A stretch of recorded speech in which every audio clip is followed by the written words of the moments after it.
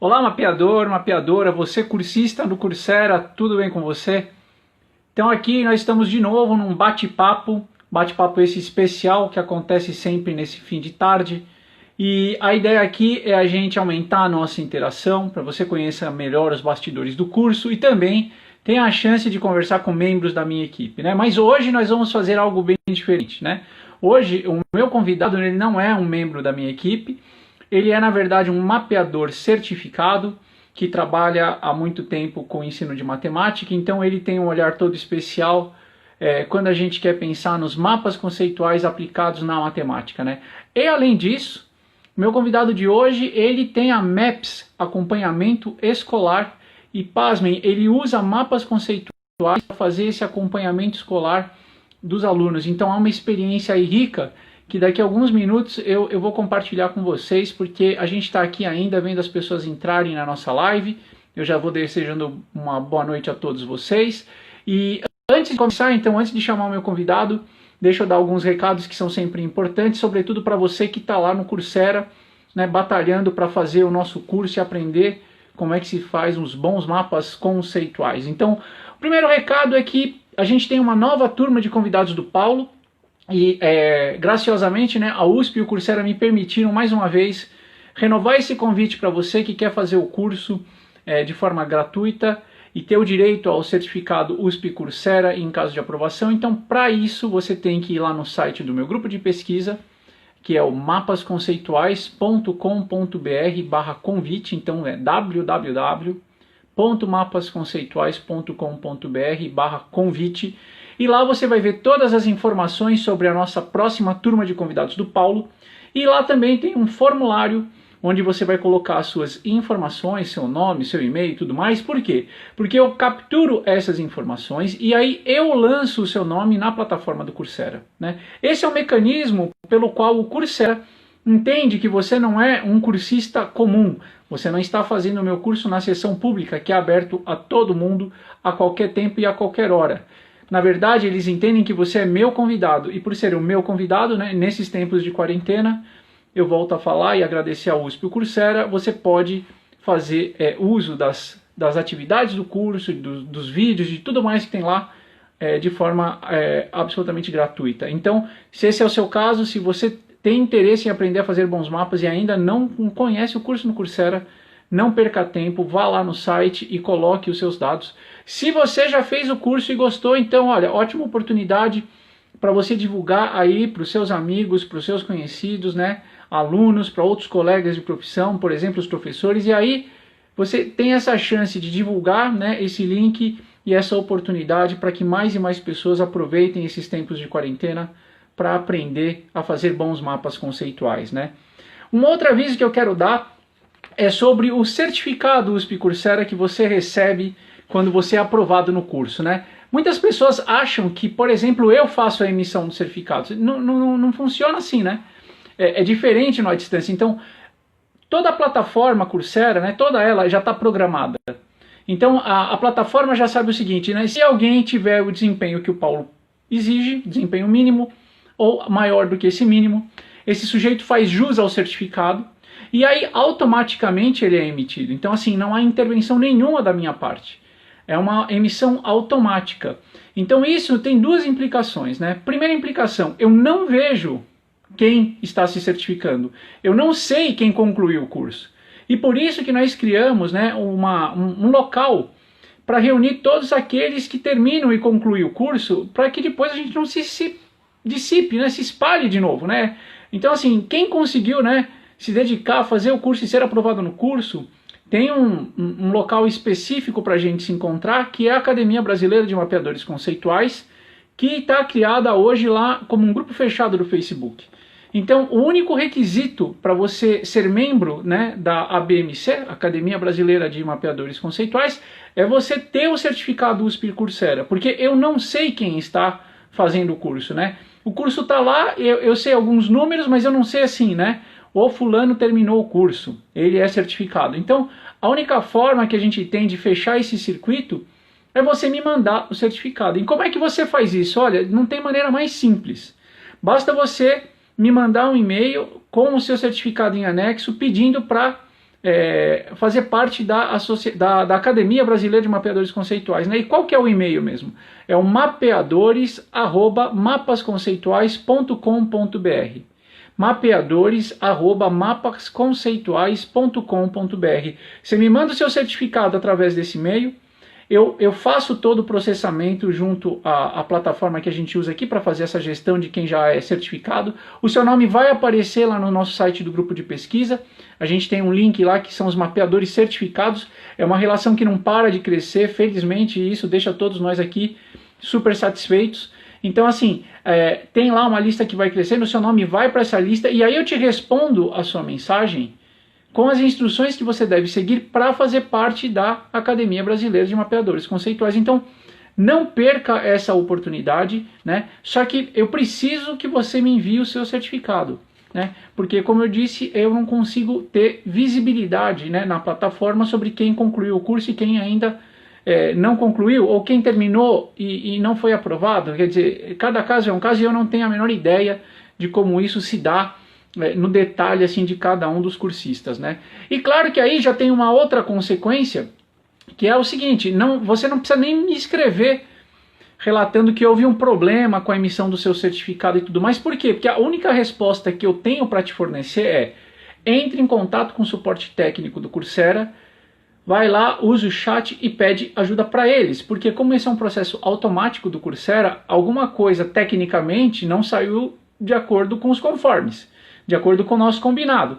Então quem tem que verificar tecnicamente por que isso aconteceu são eles. Então assim, hoje eu respondi alguns e-mails que discutiam isso comigo, do tipo: olha, eu fiz tudo, poxa, cadê meu certificado? Então eu não sei onde está o seu certificado, porque quem sabe são os técnicos do Coursera.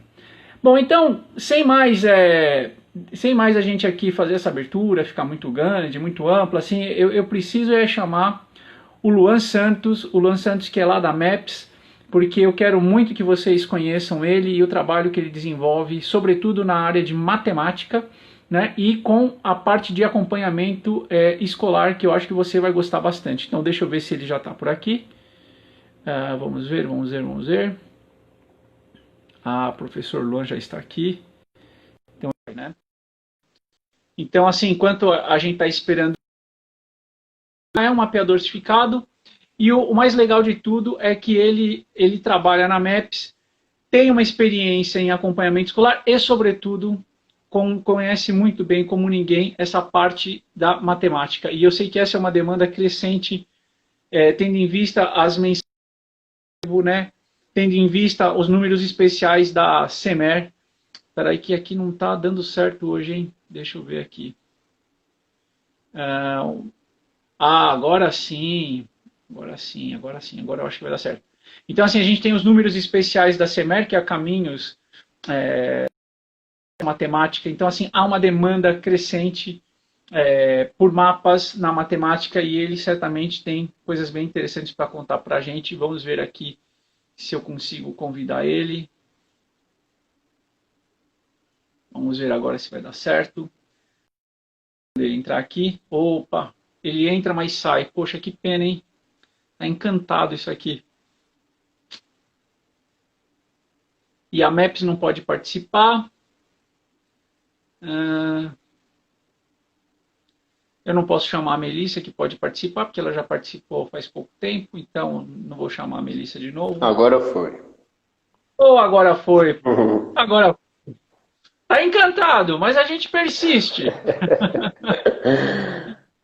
Luan, tudo jóia, meu caro? Seja bem-vindo ao nosso bate-papo aqui.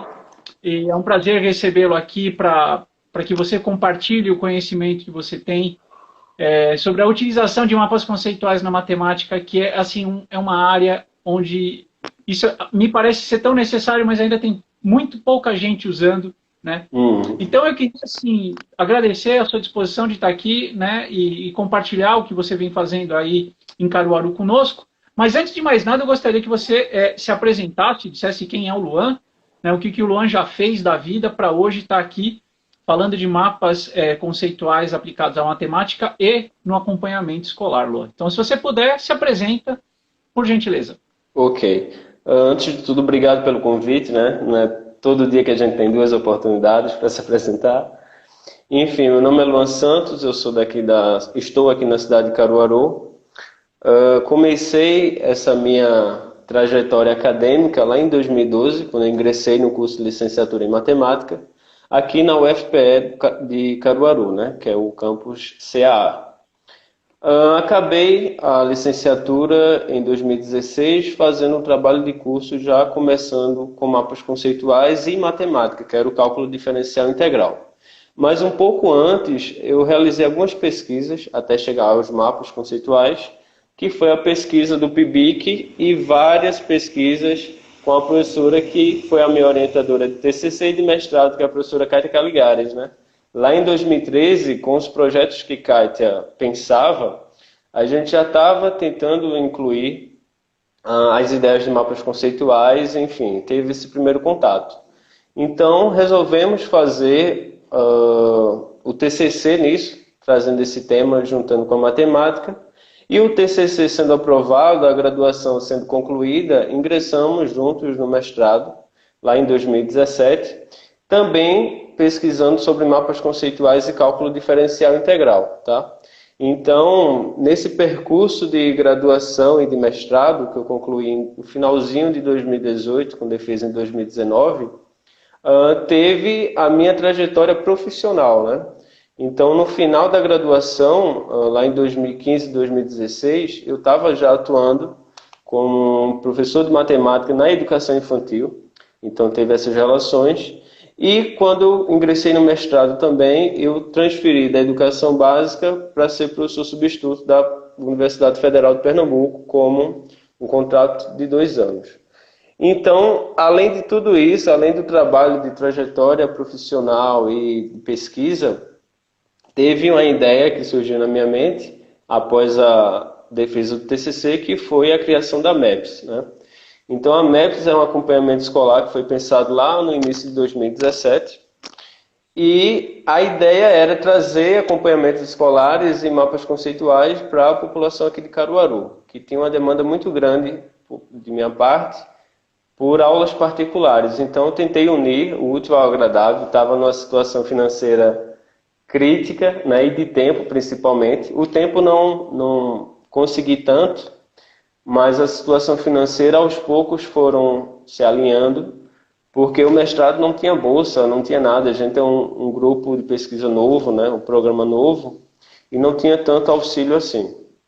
Então, surgindo essas ideias, a gente foi construindo, e hoje estou aqui, né? Ainda continuo com a MEPS desde 2017, como eu falei.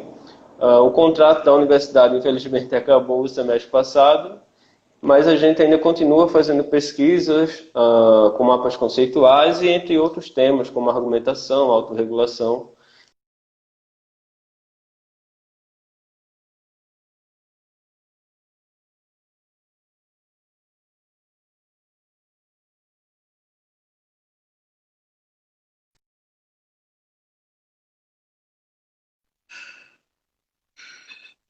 Voltei, perdão. Recebi Tranquilo. uma chamada. Nunca ninguém na hora da minha live, mas hoje ligaram. Tranquilo, acontece. Não, seremos persistentes. Tranquilo. Então, como eu falei, é um pouco da minha trajetória acadêmica e profissional e como ela tem a relação com o mapa conceitual, né? Começou lá em 2013, de forma bem verdinha ainda, e foi se aprofundando e foi ganhando corpo ao longo desses anos, porque eu sempre fiz pesquisas relacionadas a isso, né? Ao ensino e aprendizagem do ensino de matemática, e sempre tinha mapas conceituais sendo envolvidos. Agora, é uma enorme mudança, né? Porque você falou da educação básica, né? Que vocês primeiros na Uhum. educação infantil básica, mas depois você vai para o cálculo, né? Isso. Diferencial. E aí isso chega mais perto da minha realidade e de alguns colegas que eu conheço lá na USP Leste, que eu, como aluno de cálculo, e ouvindo esses meus colegas, a gente percebe que há uma enorme dificuldade, né? Das pessoas entenderem conceitualmente, né, tudo que está por trás da matemática, especialmente do cálculo, mas eu também imagino que as crianças têm uma dificuldade grande também de entender, às vezes, assim, os princípios fundamentais da matemática, né, para que tudo isso não Uhum. fique só resolução de exercícios. Então, eu queria saber de você, Luan, como é que você vê, né, esse uso dos mapas na matemática justamente para trabalhar um pouco mais esse aspecto conceitual, para tirar um pouco do peso, né, do aspecto procedimental de resolução de exercícios que é tão evidente na área de matemática. Assim, existem desafios e a literatura não deixa mentir, né? São poucos os trabalhos que envolvem mapas conceituais e problemas relacionados à matemática. Mesmo sendo a matemática tão rica conceitualmente, né? Então, mesmo acontecendo tudo isso, há problemas da questão da tentação da gente usar a própria matemática, o ensino dela, apenas com procedimentos, né? Apenas com a parte mecânica em si. Então, se esquece um pouco a matemática nesse processo conceitual que ela carrega consigo. E foram questões que já durante a graduação mesmo já vinha me alertando isso, né? Eu não entendia certas fórmulas e aí eu fui tentando pesquisar sobre essas fórmulas, fui tentando entender, porque era assim que eu conseguia, podemos dizer, aprender o conceito na minha mente de uma forma mais duradoura e significativa. Então eu fui atrás da explicação dessas fórmulas em si, começou tudo no estudo, né? Mas, como você falou, é tentador você usar procedimentos na matemática, né? E aí começa com esses processos de estudo, verificando como se dá um certo conceito, como esse conceito se relaciona com o outro, que na maioria das vezes não acontece em aulas de matemática em si. A gente apenas está fadado a seguir procedimentos, regras e exercícios, mas a pensar a relação conceitual que aqueles conceitos trazem entre si, não é algo tão corriqueiro na matemática. Então esse é um grande desafio para trabalhar mapas conceituais, né? Mas é possível, né? E assim, esse desafio, Luan, aparece em grande medida também, né, nas áreas, por exemplo, que eu conheço mais, que é a química e a física, Uhum. né? Uma vez que às vezes as relações conceituais, elas não sendo compreendidas adequadamente, né, ainda resta para quem ensina e para quem aprende decorar, por exemplo, o algoritmo que Sim. vai me permitir resolver um problema. Então aí a Uhum. gente chega naquele caso, né, que é super problemático, que é o sujeito ele consegue resolver um problema, mas ele não tem a menor ideia de como aquele resultado, né, se aplica, o que esse resultado significa, né? Então Uhum. ele faz o exercício e ele fala, não, você me pediu a resposta é essa, mas não me pergunte o que eu faço com isso, né? Então, dentro dessa lógica, né, já que o conhecimento conceitual, né, ele parece ter um lugar especial também na matemática, né? Como é que você vê, né, essa questão da gente poder usar os mapas conceituais, seja para estudar o conteúdo que eu vou ensinar, e seja para ensinar também alguém que vai passar a dominar esse conteúdo que eu quero explicar? Como é que você vê o mapa, né, para ensinar e para estudar? Bom, eu creio que estão interligados entre si, né? O estudo com mapas conceituais, ele possibilita você organizar seu pensamento e aí o seu ensino ficar cada vez mais dinâmico, cada vez mais significativo. Então, há uma relação, né? O pulo não é tão grande do estudo para o ensino, porque se você estudar buscando essas relações conceituais, você vai organizar o seu pensamento entre si, né? Então, organizando seu pensamento, você vê aquilo que é mais geral, aquilo que é mais específico, que é conhecimento prévio que você precisa. E a partir desses conhecimentos prévios que você pode até ter em mente e não sabe, você consegue pegar essa âncora e ligar para um conceito mais complexo, por exemplo. E aí eu falo de conceito mais complexo, tentando trazer para a educação superior, né? São conceitos novos que, por exemplo, o cálculo diferencial, a maioria dos currículos, acho que hoje em dia quase nenhum, traz cálculo diferencial, as ideias de limite na educação básica. Então, é o primeiro passo, é o primeiro momento que o aluno vai ter aquele choque de realidade. Pô, o que é isso, né? Se eu sabia tanta matemática na educação básica, por que eu estou levando pau aqui na universidade? Então, trazer aqueles conhecimentos que ele sabe, né? A crença de que há conhecimentos que ele sabe no seu cognitivo, e pegar esses conhecimentos, organizar de uma forma tal que eles embasem um conhecimento mais complexo, é a grande possibilidade que a gente tem na matemática, né? Então, é essa crença de que o aprendizado acontece na interação cognitiva entre aquilo que ele já sabe e aquilo que ele pode aprender, né? E tendo isso organizado na mente, é um pulo para aprender significativamente. E aí, né, Luan, eu vejo um grande desafio, Uhum. porque às vezes, eu gosto de pensar, né, no movimento que a gente, que é o especialista do nosso tema, desse tema que eu vou ensinar, eu sempre acho que há uma necessidade da gente estudar o tema também. Sem dúvida. Porque assim, até mais do que eles, né, Paulo? Se eu não tenho essa clareza do que é mais geral, do que é mais específico, de quais são os conceitos e como eles se relacionam, a tentação de eu ir para a sala de aula, fazer uma breve explanação conceitual e já ir treinar os alunos nos algoritmos dos exercícios, quer dizer, fica quase que inevitável. E aí eu reforço isso ainda. Quando a minha avaliação é, por exemplo, um subconjunto dos exercícios que eu dei no período de estudo. Então eu faço as listas de exercício, né? Eu acho que esse não é um panorama desconhecido para você, né? Mas assim, isso também já aconteceu comigo. Eu estou lá estudando a disciplina, lista de exercício uma atrás da outra, e o professor, uma semana antes da prova, ele declara que assim, olha, resolvam as listas e eu vou pegar 5, 6 exercícios das listas. Então, assim, isso dá um direcionamento muito explícito, né? Para a dimensão procedimental, que não é que ela não seja importante. Sim. Ela é fundamental, você tem que saber resolver o exercício. Agora, como você bem está comentando, a aprendizagem com sentido, né, a aprendizagem significativa, ela reside na busca pelas relações conceituais.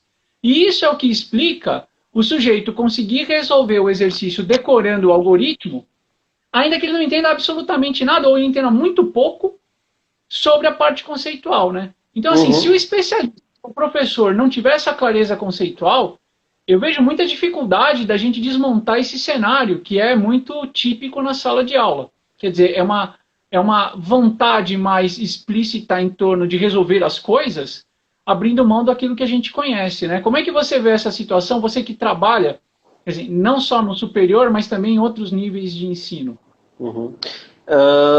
Parte tudo daquilo que o aluno tem como objetivo, podemos dizer assim, né? Então, o objetivo de cada aluno, de cada estudante, de cada professor, vai conduzindo as suas ações. E aí, por exemplo, se você tem um objetivo de aprender aquele cálculo para fazer, aquele procedimento para fazer a prova amanhã, você não vai querer saber, gastar tempo, verificar de onde é que vem aquela fórmula, qual é o seu significado. Você apenas vai decorar a fórmula para tentar se salvar alguma questão, né?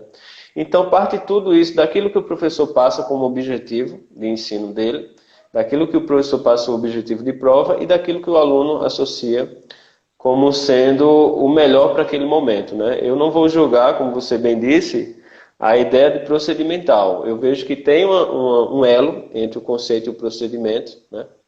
Que é bem importante você saber o procedimento, mas eu vejo que também é importante você saber o conceitual, ok? Então, se você saber o procedimento sem saber o conceitual, cara, isso aí vai se perder da sua mente rápido. Você sai da prova, acho que todo mundo que está aqui na live já passou por esse momento, que sai da prova, você dá aquele branco, você não lembra mais nada, né? Aquela obliteração instantânea. Então, se você aprendeu significativamente, ou seja, conceitualmente, isso aí vai se reter um pouco mais no seu cognitivo, que você pode aplicar a outras situações e você pode explicar essas relações a outra pessoa, que aí entra a parte do ensino, né? Você entender significativamente, você consegue explicar aquilo de uma forma simples até para quem é leigo da área. Então, assim, ele vai ter uma ideia, eu sei o que é mapas conceituais, então se eu explicar ao meu pai o que são mapas conceituais, ele vai entender, já que ele nunca estudou esse tema? Vai, porque eu expliquei esses dias, então ele ficou, quem é que está falando sobre mapas conceituais tanto? Aí eu fui explicando e ele foi entendendo. Então, explicar de uma forma simples requer um conhecimento conceitual daquele tema, né? Se eu explicasse de uma forma procedimental, poderia ser que não entendesse, né? O entendimento ficaria um pouco frágil aí. E eu acho que aí está toda a diferença, né? Porque se a gente não aposta no conceitual, entendendo que ele de alguma maneira é um subsídio para o procedimental, sim, mas vamos ter um problema em algum momento. E às vezes esse problema pode aparecer quando você muda de nível de ensino. Então você sai do médio ou vai para a faculdade, ou você sai do fundamental e vai para o médio, ou mesmo de uma passagem para outro, se você tiver, né, a disciplina de matemática 1 e depois tiver a disciplina de matemática 2, quer dizer, de repente, a hora que você faz essa transição, esse conceitual ele vai te cobrar um preço. Por quê? Sim. Porque os procedimentos eles vão se sofisticando. Então, assim, o procedimento antes era só fazer uma divisão, agora é quase que construir um avião inteiro. E eu não consigo Uhum. entender por que tem tantas etapas, por que eu preciso derivar, né? A Isso. gente tem tal da regra do tombo ali, cara. Então, assim, beleza, a regra do tombo, até eu que sou químico sei. Mas se você me perguntar assim, Paulo, o que significa a derivada? Quer dizer, essa é uma pergunta de outra qualidade, né? E Uhum. aí o que eu é exatamente esse dilema. Se o professor, né, não sinalizar a importância disso, eu acho que é muito difícil, né? Um aluno, por exemplo, do médio, resistir a essa tentação do procedimental, porque assim, muitos dos testes que nós temos, muitas das avaliações que nós temos, elas cobram mais o procedimental do que o conceitual. Então dá uma falsa impressão, você é validado não só na sua escola, mas às vezes no sistema em geral, porque você domina o procedimento. Aí você entra, por exemplo, na faculdade e vai ter aula de cálculo com o professor Luan. Aí o professor Luan descobre que você até sabe a regra do tombo, mas você não tem a menor ideia do que é derivada, você não tem a menor ideia do que é uma função, né? Então, assim, eu acho que há aqui um recado claro, é que, assim, o especialista também precisa, de alguma maneira, estudar, para ele recuperar, né, na memória dele, assim, aquelas sutilezas desse conteúdo, né? O porquê que eu entendo cálculo de um jeito que o Paulo, que é químico, não entende, né? Porque se você tiver isso claro na memória, você vai falar assim, Paulo, tem um detalhe aqui que está te escapando. É como se a Uhum. gente tivesse esse mapa na cabeça e rapidamente o especialista vai lá e fala, mas esse detalhe está te escapando e por isso que você não está entendendo o meu ponto, né? E aí, Luan, eu queria te perguntar, porque acho que muito dessa discussão, né, sobretudo, por exemplo, de alunos que estão no médio e às vezes eles têm que resolver problemas. Eu não quero também aqui deixar ninguém com a ilusão de que você entra no ensino superior e esse panorama mude, porque assim, dependendo da disciplina, é importante resolver o problema. A discussão aqui não é com o procedimental, mas é com a falta do conceitual. E Sim. aí tem uma parte da sua experiência que eu acho que é muito interessante para todo mundo que gosta de mapas conceituais, que é a MAPS, né? Eu Uhum. acho que vale a pena você agora contar para a gente um pouco da MAPS, né? O que exatamente a MAPS faz, porque esse acompanhamento escolar, né, ele pode ser enriquecido se a gente fizer um uso estratégico dos mapas conceituais, né? E antes até de te passar a palavra, Luan, eu já faço aqui quase que um disclaimer, assim, ninguém aqui também está falando que é para fazer tudo com mapa conceitual. Então a gente joga tudo fora, não faz mais exercício e só faz mapa conceitual. Não, a ideia não é essa. A ideia é que às vezes tem um lugarzinho ali para o mapa que pode potencializar não só o ensino de matemática, como o acompanhamento escolar. E aí eu queria ouvir a sua experiência, não, porque eu acho que ela é muito bacana. O trabalho que a MEPS faz aí em Caruaru, ele precisa ser divulgado e conhecido porque vocês têm uma abordagem super diferenciada. Então eu queria que você contasse um pouco mais para a gente o que é a MEPS e o que vocês fazem aí com os mapas conceituais. Ah, sem dúvida, cara. Como eu falei, a Maps, de início, ela surgiu para suprir um problema financeiro, né? Um problema de pesquisa em si, para tentar unir o tempo com aquilo que eu tinha financeiramente, para tentar fazer as minhas pesquisas de mestrado e não levar pau lá nas disciplinas, por exemplo, né? Então, ela começou nesse modo, primeiro puxando mais para a parte de educação infantil, porque era o meu público que eu tinha contato, já que eu trabalhava com eles. Mas foi acontecendo de uma forma que foram aparecendo os adolescentes, concursos, enfim. Mas a base dela é essa educação infantil, entende? Então, relembra um pouco daquela sua fala quando você disse a questão dos objetivos. Quando é que a MAPS ela deu muito certo? Quando é que a MAPS ela engateou um pouco nos mapas conceituais? A parte de infantil, de educação infantil em si, casa muito bem com mapas conceituais, porque eles estão abertos a novas técnicas e eles precisam aprender aquele conceito, né? Não tem tanto procedimento em si. E aí foi aqui a Maps ela deu um salto grande, porque a gente começava a estudar com os alunos de uma forma que o marketing era o seguinte: pega esse teu livro, esse teu capítulo, e vamos tentar entender o que é que o capítulo está falando, quais são os conceitos mais importantes que tem aí. E aí a gente ia estudando junto com o aluno, e a partir desse estudo a gente iria construindo um mapa conceitual no quadro. E aí esse mapa conceitual era fotografado, era transcrito para o CMAP Tools e enviado para os alunos, mas fica sempre essas ideias, né? Quando chega os alunos de ensino médio, que eles estão com o objetivo propriamente dito para procedimento, para Enem, para provas, enfim, os mapas conceituais ficam um pouco resistentes a eles aceitarem essa técnica. E aí entra a demanda da MEPS de tentar articular esses caminhos para que essa técnica não seja perdida na nossa prática e para que eles conheçam que, de fato, aprender significativamente é o caminho mais duradouro para um aprendizado. Então, era isso que ia acontecendo, de fato, né? A MEPS, ela tem uma demanda de educação infantil e de ensino médio, de adolescentes em si. As crianças estão mais dispostas a usar. E a grande dificuldade, como eu falei, depende muito dos objetivos de cada aluno, né? A gente mas como você falou, mapas conceituais não vão salvar a aprendizado daquele aluno que não quer. Então a gente tenta articular também processos de argumentação, de autorregulação da aprendizagem, do ensino, mostrar para eles caminhos diferentes, mas sem esquecer os mapas conceituais, que é a nossa grande base, né? Temos os professores das disciplinas aqui também, alguns já são mapeadores certificados, porque eu vou indicando o curso para que eles façam. Algumas pessoas aqui do comentário também já são mapeadores, que foram meus alunos. E é isso, a gente deixa sempre a ideia de que os mapas conceituais são importantes e que eles podem gerar uma aprendizagem mais duradoura. É um desafio grande incluir isso no estudo deles, porque estão baseados no procedimento, mas é algo que tem muita possibilidade, né? Nossa, Luan, é muito rica essa sua experiência, porque assim, dá pra gente aqui, né, visualizar que há dois movimentos quase que ao mesmo tempo, né? Um movimento quase que de curto prazo, porque assim, eu também entendo, veja, se eu sou um aluno e eu quero, por exemplo, passar num exame, eu vou fazer o melhor possível para atender os requisitos do exame. Então, assim, nenhum problema com esse aluno. E aí, no curto prazo, a urgência dele, às vezes, bate no procedimental, né? Sim. Justamente isso, né? Se ele sabe fazer o exercício, ele consegue ir bem nas avaliações. Ainda que ele não entenda o conceitual. O inverso não é verdadeiro, né? Pode existir o caso em que um sujeito ele domina todo o conceito, ele entende tudo, ele é o Paulo do mapa, mas é o Paulo teórico.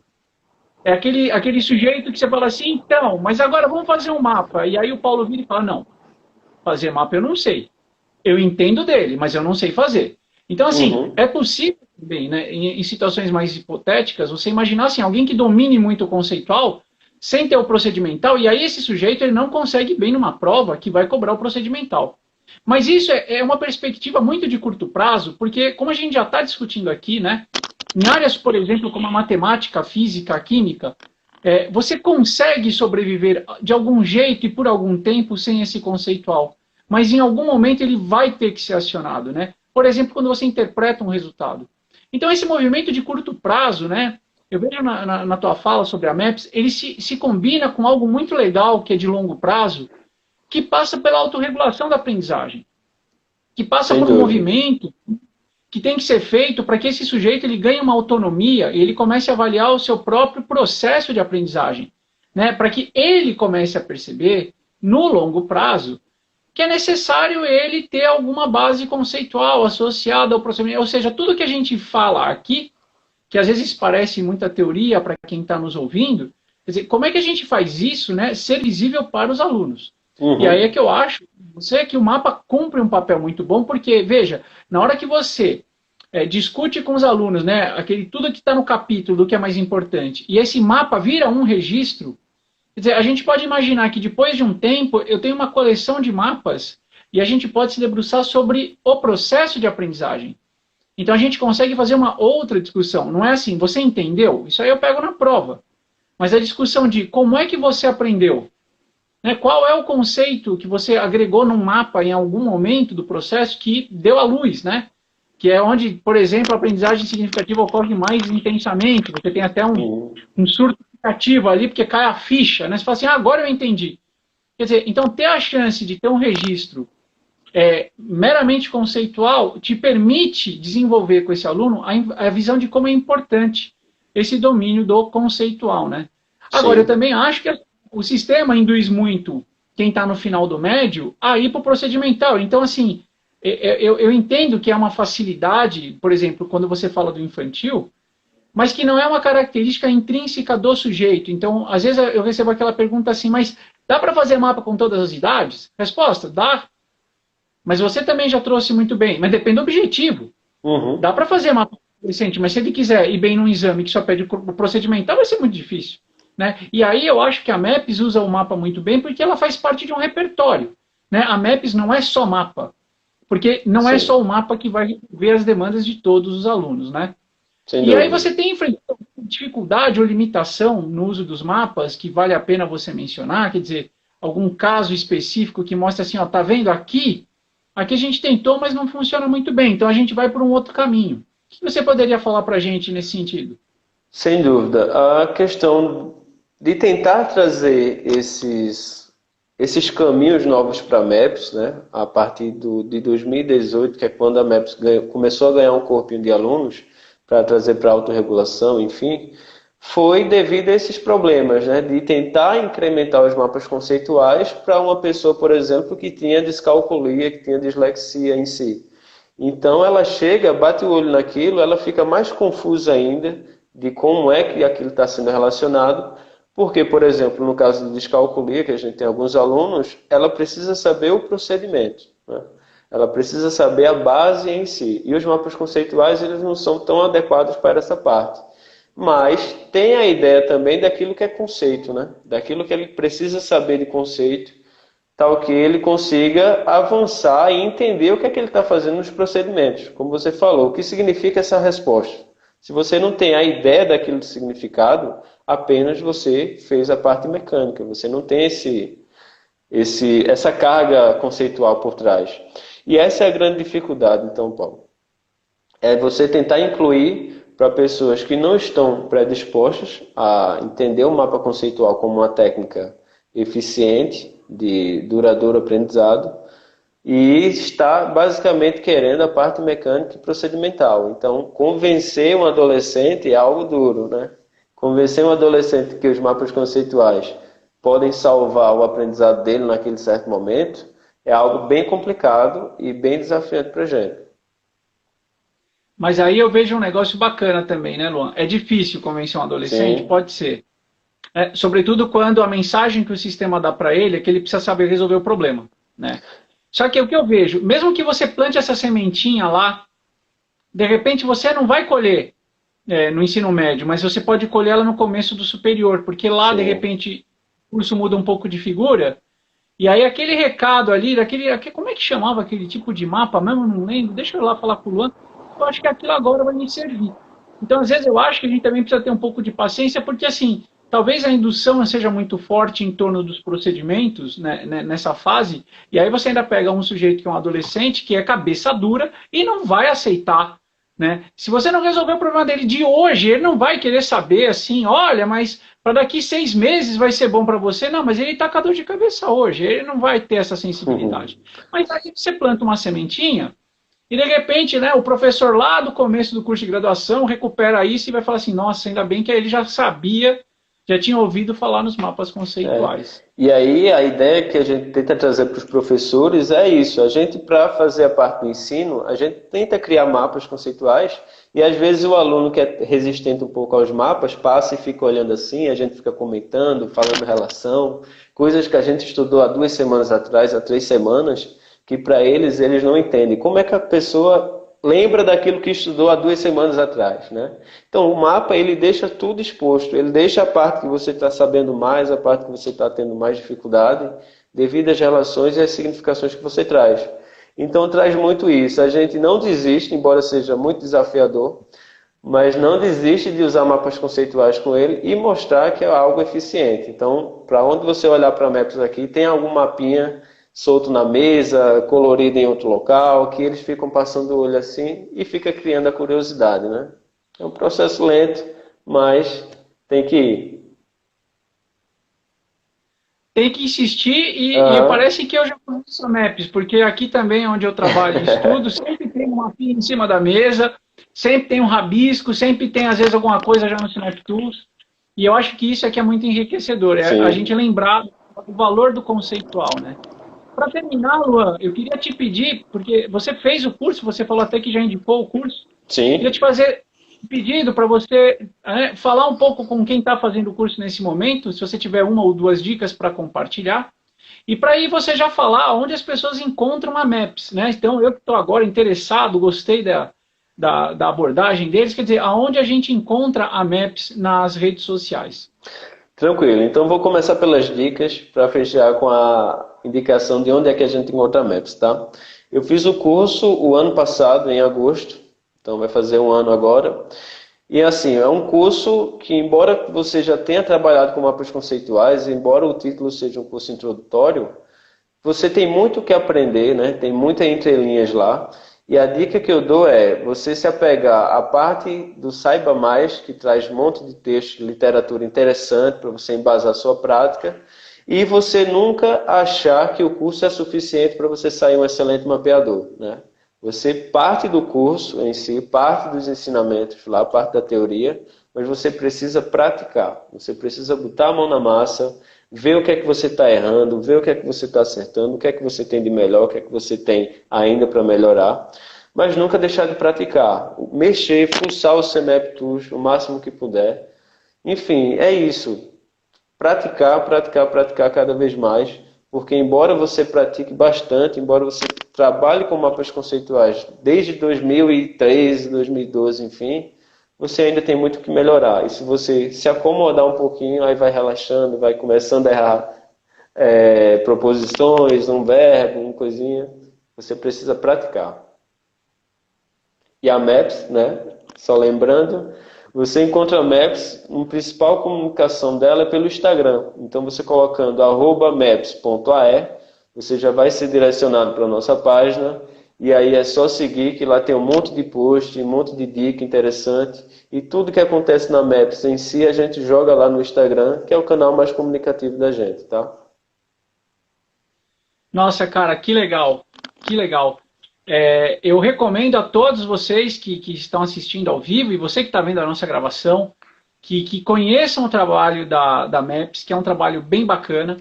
Eu acho que assim há certamente um espaço para o mapa conceitual e o que eu gosto de ver no Luan e na equipe dele é que eles já passaram aquela fase do encantamento, né, de que o mapa vai resolver tudo, que o mapa serve para todo mundo. Não, não serve, mas é muito importante a gente perceber que ao entender a técnica, você vai saber a melhor forma de utilizar, de tirar dela tudo aquilo que ela pode dar. Então a gente também acha que assim, há um espaço para isso. Agora, dentro do desafio do acompanhamento escolar, que tem várias demandas muito distintas, quer dizer, o mapa não vai servir para todo mundo, mas de novo, tudo bem, não é esse o caso. Mas o que eu acho que é importante é que na hora em que a gente detecta que há um espaço, por exemplo, para uma discussão mais precisa sobre as relações conceituais, aí o mapa faz um papel Sim. talvez melhor do que qualquer outro organizador gráfico ou qualquer outra estratégia. Mas nem sempre eu vou precisar disso, né? Então eu acho que assim, a gente termina a live de hoje, eu preciso de novo agradecer o Luan e parabenizar você aí, a sua equipe, porque eu aqui eu tenho um grupo de pesquisa e eu sei que eu não faço nada sozinho. Sim. E eu imagino que aí também você tem uma equipe que te dá um super apoio e suporte, ainda que a gente venha aqui e mostre a cara muitas vezes, Sem então as dúvida, pessoas acham sem que dúvida. grupo do Paulo, não, no grupo não é do Paulo, quer dizer, o grupo tem um monte de gente que discute coisas comigo, que me contam histórias, a gente acaba estudando muito juntos, e aí aqui eu fico com essas ideias, né? E eu venho assim sempre com muito prazer aqui, compartilhar tudo isso, né, por esse canal também que é o Instagram, a gente está aprendendo a usar o Instagram, a Maps talvez saiba usar, tem até mais experiência do que a gente, mas é super legal porque aqui dá para ter esse tipo de discussão, né? Então, Lua, eu vou te passar para você fazer as suas palavras finais de despedida. Você pode ficar à vontade aí para se despedir, para repetir o endereço da Maps no Instagram, que eu acho que é bem legal. E aí, depois disso, a gente encerra a nossa live de hoje. Então, as palavras finais, Luan, por favor. Ok, eu queria agradecer antes de tudo aos alunos e aos colegas de trabalho de profissão que eu já estou vendo aqui nos comentários em si. Enfim, agradeço bastante. É o grande motivo de continuar na docência, de continuar pesquisando, são eles, de certo modo. Como você bem falou, nada se constrói sozinho, né? Então, se eu tive a ideia da MAPS, sem todo o apoio de Irailma, que eu acho que está também assistindo, que é minha namorada, sem o apoio do meu pai em si, domingo a domingo trabalhando comigo, colocando placa, distribuindo cartazes, nada disso seria possível, né? Então, se a gente chegou aqui e está fazendo essa live hoje, tudo isso tem um apoio muito grande e a minha ideia, podemos dizer, foi a pontinha do iceberg. Por baixo tem muitas pessoas que apoiam, que batalham junto. E é isso, só tenho a agradecer a todo mundo e vamos continuar na luta, né? É isso aí, e não podemos parar não, porque há um valor na docência Sim, incrível. E felizmente agora, em tempos de quarentena, as pessoas passam a perceber isso de uma maneira mais escancarada, porque nós professores tivemos que nos reinventar num tempo muito curto. A gente teve que descobrir novas formas de ensinar, novas formas de se comunicar com os alunos, o uso de plataformas. Então, eu acho que assim, isso é o que acaba nos motivando e isso é o que eu acho que justifica a gravação, por exemplo, de uma live como essa, que fica para todo mundo que tem interesse, né, nos mapas com a matemática e nos mapas com acompanhamento escolar. sem Então, dúvida. Luan, eu agradeço mais a sua participação. Vou encerrar a nossa live por aqui. Lembrando a todos que na quinta-feira que vem a gente vai ter uma live sobre ensino, aprendizagem de mapas conceituais. E na sexta-feira que vem a gente tem um novo bate-papo como esse. Luan, muito obrigado. Eu que agradeço. Agradeço a sua... Comunique os meus parabéns para a sua equipe toda, porque vocês fazem um trabalho super bacana por aí. Tá bom, meu caro? Obrigado, Paulo. Tchau, tchau. Até mais. Um abraço. Tchau, tchau. Tchau, tchau.